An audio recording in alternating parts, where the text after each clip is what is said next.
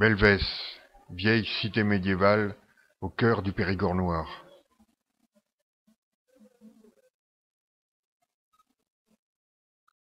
Belvès, un des plus beaux villages de France, est implanté sur un éperon rocheux dominant de plus de 100 mètres la vallée de la Nose.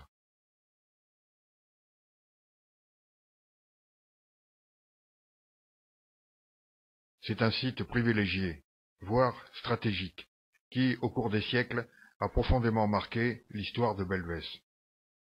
La terre y est fertile. Les forêts, qui cernent Belvès, sont denses et giboyeuses. Les voies de communication sont aisées par les vallées et la Dordogne.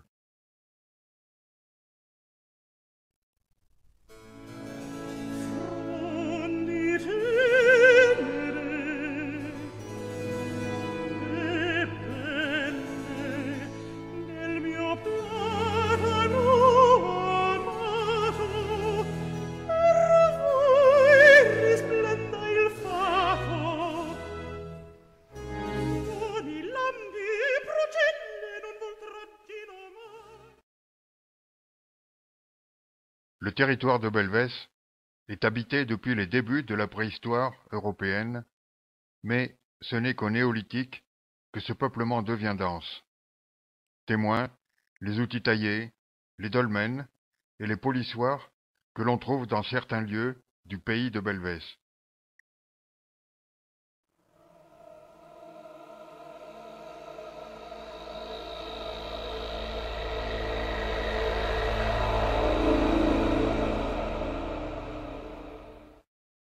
C'est entre 3000 et 2000 avant Jésus-Christ que commence le défrichement et que s'installe l'agriculture et l'élevage.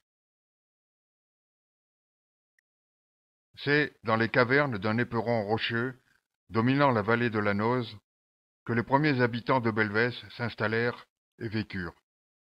C'est sur cet éperon que Belvès prit naissance et que s'ouvrit sa longue histoire.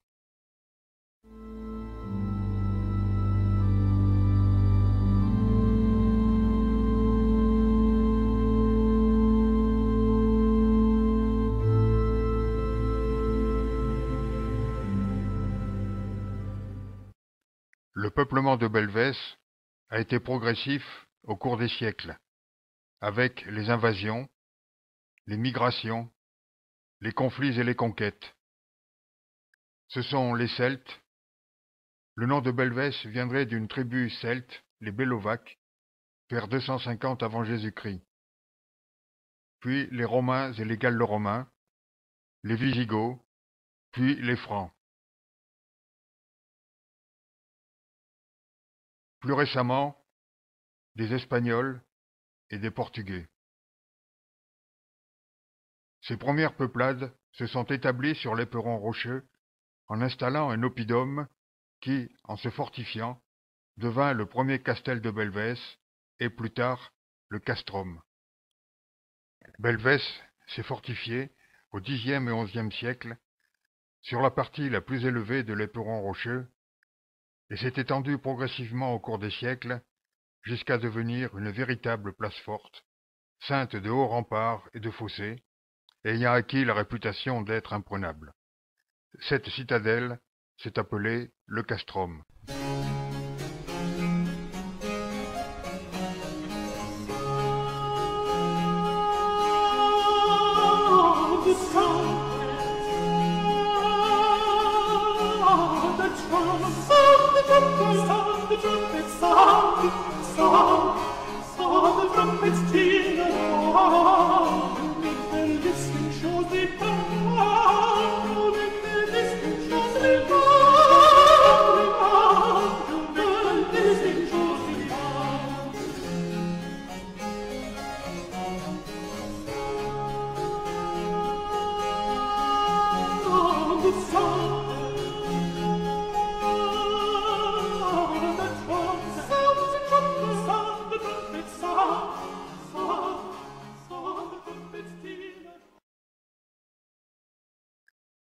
Les fossés ont été peu à peu occupés par les pauvres, en profitant d'abris naturels dans le roc. Ce sont les habitations troglodytiques.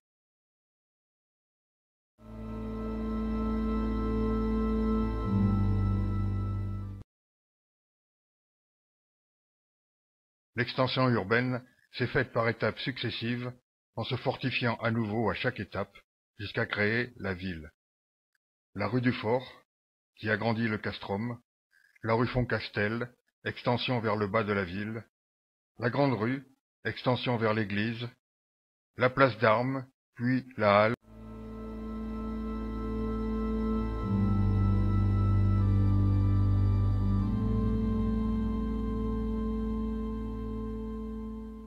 La rue Saint-Félix, chemin de ronde autour de la place.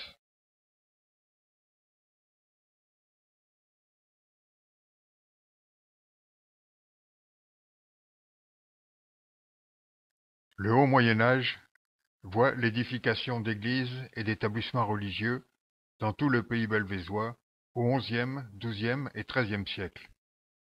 À Belvès, 4 établissements sont élevés. L'église Saint-Nicolas, église du castrum, aujourd'hui disparue.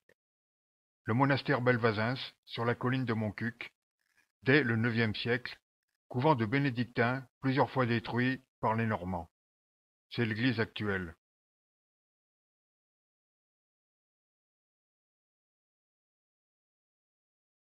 Le couvent des dominicains, frères prêcheurs, du XIVe siècle, plusieurs fois détruit également, c'est la mairie actuelle. Enfin, la chapelle des pénitents blancs, également détruite, dont il ne reste que le portail.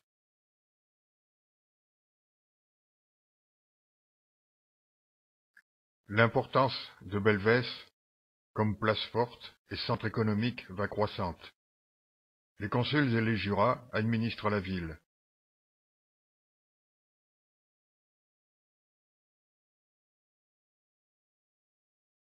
L'archevêque de Bordeaux, seigneur temporel de Belvès, reste seul seigneur.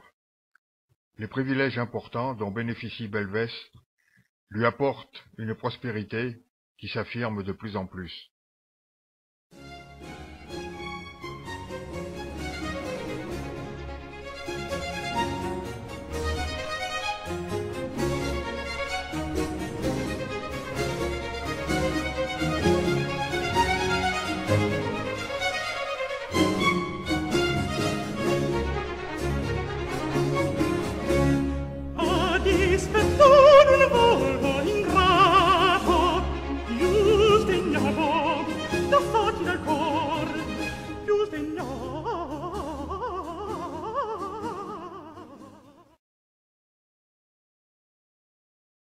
La guerre de Cent Ans est précédée au début du XIIIe siècle en Périgord par la croisade contre les Albigeois menée par Simon de Montfort et qui crée de nombreux ravages.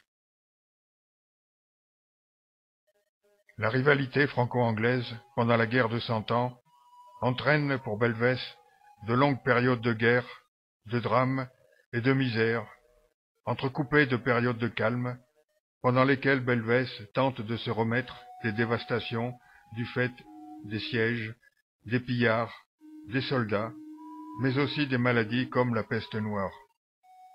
La misère est immense. Anglais et Français occupent successivement la ville, qui est prise et reprise 7 fois. À la fin de la guerre de Cent Ans, en Aquitaine, en 1442, Belvès est exsangue et quasiment dépeuplée. 2 personnages importants sont à citer. Bertrand de Gaux, archevêque de Bordeaux, seigneur de Belvès au début du XIVe siècle, devenu pape sous le nom de Clément V en 1305.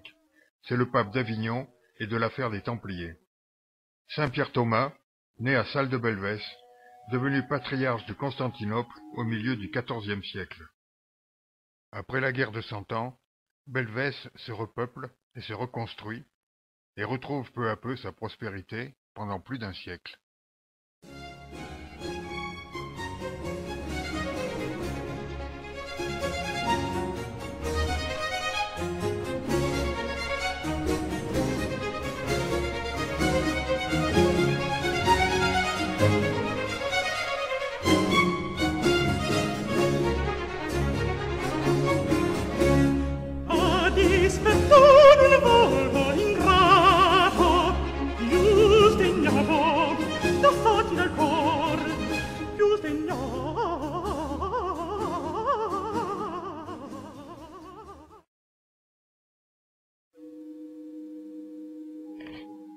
Pendant les guerres de religion, au XVIe siècle, de nouveaux malheurs s'abattent et vont réduire Belvès et sa région à un quasi-désert. Belvès, resté catholique, passe alternativement entre les mains des catholiques et des protestants, siège après siège. Début 1594, les paysans excédés se soulèvent. Ils prennent le nom de croquants. À 2 reprises, ils sont écrasés. À la fin des guerres de religion, à la fin du XVe siècle, Belvès est à nouveau dévasté, il ne reste que quelques habitants. Pendant ces guerres de religion, Geoffroy de Vivant, seigneur de Doissat, huguenot et conseiller du futur roi Henri IV, a commis des exactions à Belvès en brûlant la chapelle des frères prêcheurs et des Belvézois réfugiés en l'église de Montcuq. Au cours des siècles qui suivent, Belvès retrouve le calme et la tranquillité et se reconstruit. La prospérité revient. Les institutions médiévales s'achèvent avec la mise en place de l'administration centralisée de Colbert. Un office de maire est créé dès 1693. Les charges municipales deviennent par la suite électives. Un district de Belvès est créé en 1800, partagé plus tard entre les arrondissements de Sarlat et de Bergerac. À la Révolution française, les Belvézois adhèrent aux nouvelles idées et Belvès reste à l'écart des troubles. Mais, sous la Terreur, des excès sont commis sur des familles d'émigrés. Les archives du consulat sont brûlées et les édifices religieux, devenus biens publics, ne sont plus entretenus. Champion de Cissé, archevêque de Bordeaux, dernier seigneur de Belvès, est élu député à l'Assemblée constituante en 1789. Le chemin de fer est installé entre 1850 et 1870, ce qui donne un nouvel essor à Belvès. Belvès connaît alors une prospérité qui en fait un centre d'attraction économique régional important.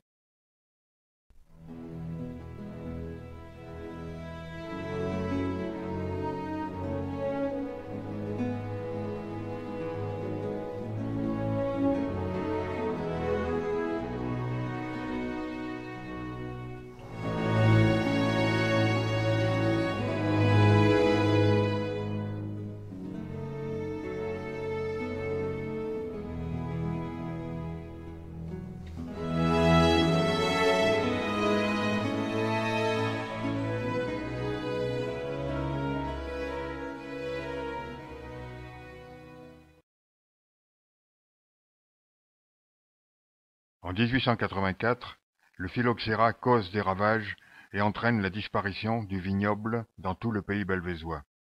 Un grave exode rural s'ensuit. À la fin du siècle, Paul Crampel, explorateur qui vécut à Belvès, partit explorer le Congo et y mourut.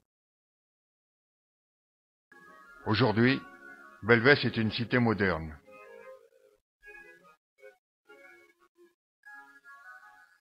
Chef-lieu de canton, centre de la communauté de communes entre Noz et Bessèdes, un collège, un hôpital local, des aménagements sportifs, terrain de rugby et de football, piscine, terrain de tennis, aérodrome,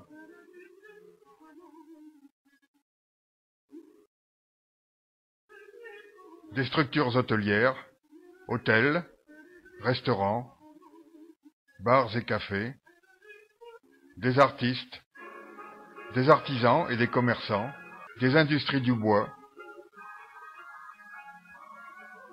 un marché local, des campings et des associations actives. Belvès, cité de 1500 habitants, se tourne délibérément vers l'avenir avec le tourisme, les manifestations artistiques, culturelles, sportives et variées.